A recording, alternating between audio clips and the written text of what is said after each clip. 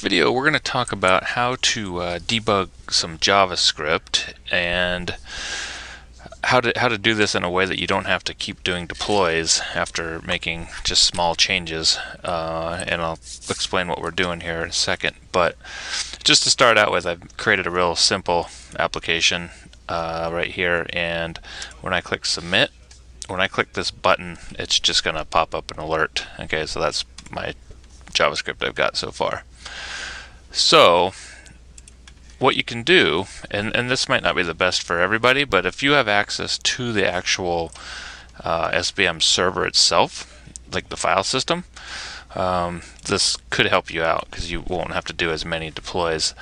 What we've done so far is in our application, I've created a here's my form. I just put a real simple button on it, and the only thing I've done is created an external JavaScript file. Okay, and so this is my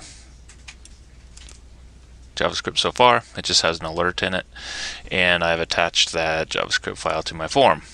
Okay, so then I deployed it. So the problem with it is if you've done any kind of JavaScripting before, you end up doing a lot of deploys to test your work, and that gets to be a little tedious. So this shortcut may help you out if you have access to the server. So the first thing you need to know is after you've deployed your app the first time, you go to the application itself right here, and you want to look for this number here. This is the design number. So in my case here, it starts out 8753.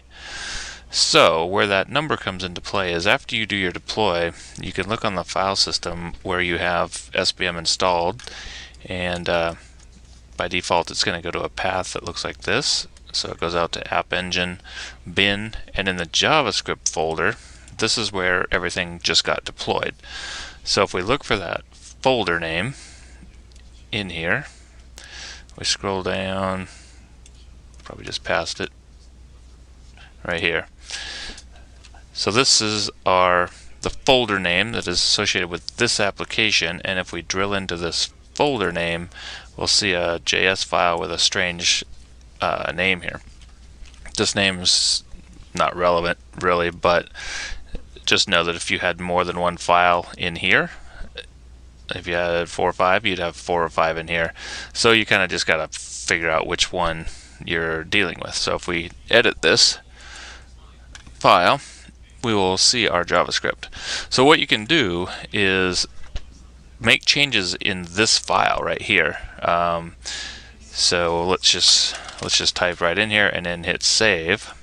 Okay, and we didn't have to do a deploy or anything, and all we have to do is come back to our form and just reload it, just so it grabs that script again. And we just changed it, and there's our new text that we just added. So you can troubleshoot, change, manipulate, do a whole lot of things with this file behind the scenes without having to deploy all the time. The one thing you want to make sure you do is after you've got your script exactly how you want it and it's working perfectly, you want to then copy what you've got here and then go back to Composer and put it back, override this stuff. Otherwise, if you did another deploy, that would overwrite your changes that you just did. So now if I deploy this one again, I will get these changes, and I won't have to. Somehow I missed a space there. Anyway, do a deploy, and that's an easy way to work with your JavaScript without doing a whole bunch of deploys and things like that. So again, I would only do this on a test box, and you're going to have access to the box itself. So as soon as that's done, it's completed now. Now if we look at this file, we should still see our change we put in, and it should function in our real page.